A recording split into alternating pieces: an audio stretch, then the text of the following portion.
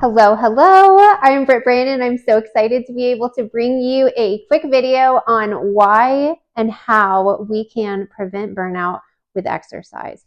Now, I know that this is going to sound really crazy. This is absolutely my wheelhouse. Just so that you know you're in good hands, please know that I have had over 10,000 clients worldwide. I've been doing this for over 22 years, published 25 health books. You're all set with me, okay?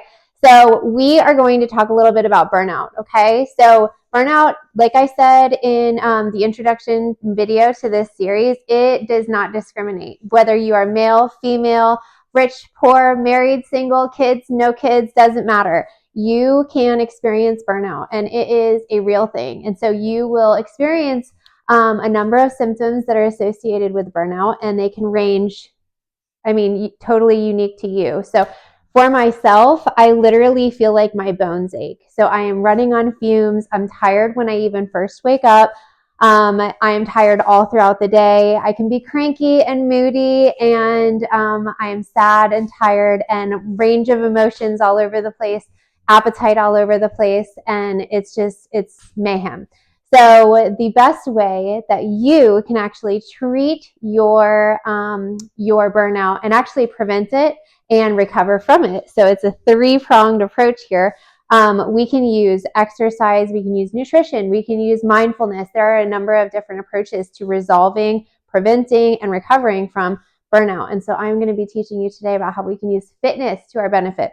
So one thing that I want to be able to preface this with is that we want to be making sure that you are paying really close attention to your body's cues and clues. Now, your body talks to you in a number of ways. I call these your body's cues and clues.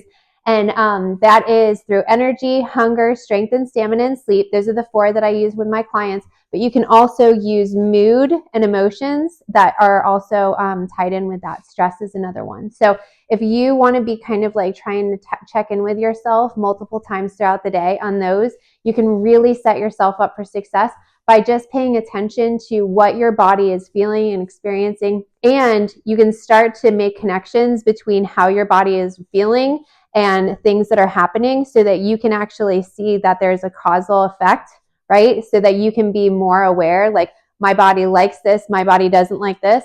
And so that's how we can kind of keep what works, ditch what doesn't, right? So as we move on throughout this series, we're going to be touching base on a couple of these topics and how you can use your body's cues and clues to really make sure that these things resonate with you.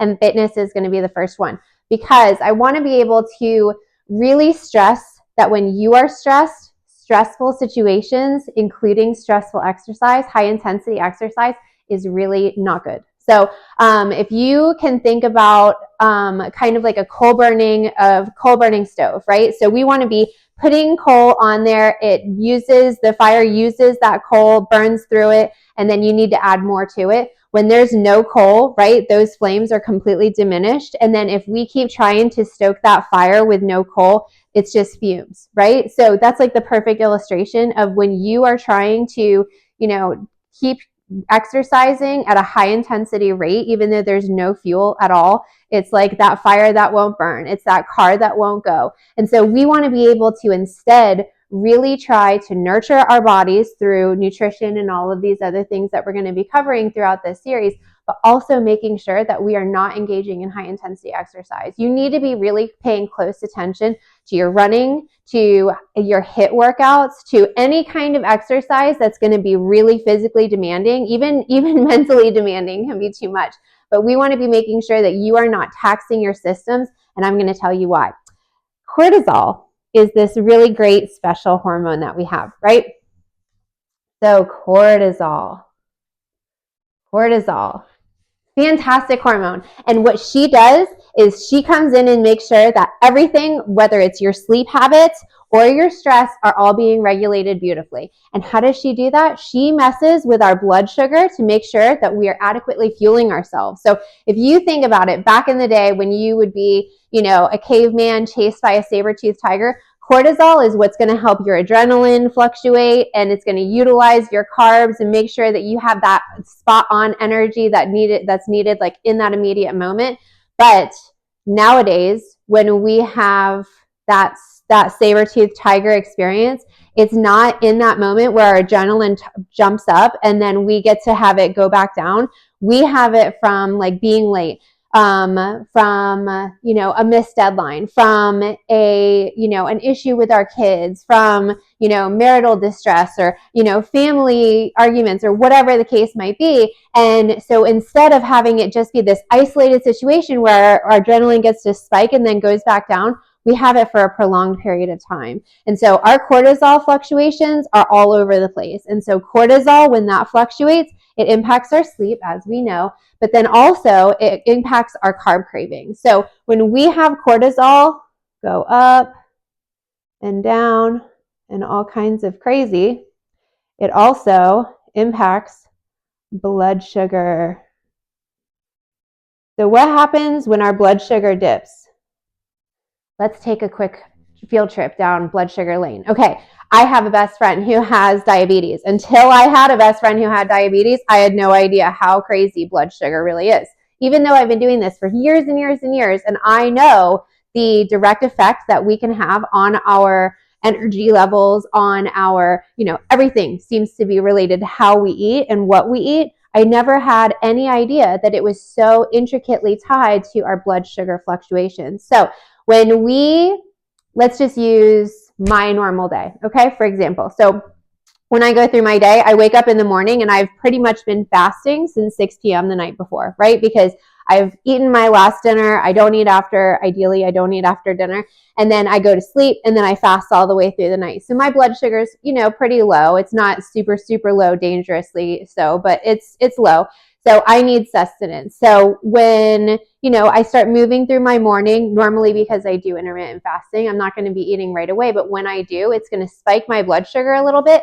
Depending on that meal, it's going to either spike it significantly or only spike it just a little bit. So I try to keep my diet pretty clean. So we're going to have protein, complex carbs, which is fruits and vegetables, and then, maybe a source of fat like olive oil or eggs. And so it's going to be just this little bit of a hump. But if I had a processed meal that was like either fast food or high sugar or high fat, it's going to spike it super high. That blood sugar is going to go sky high. And so what's going to happen? This little buddy right here, she comes in because she's like, what's happening? We got to solve this issue. We've got to calm things down.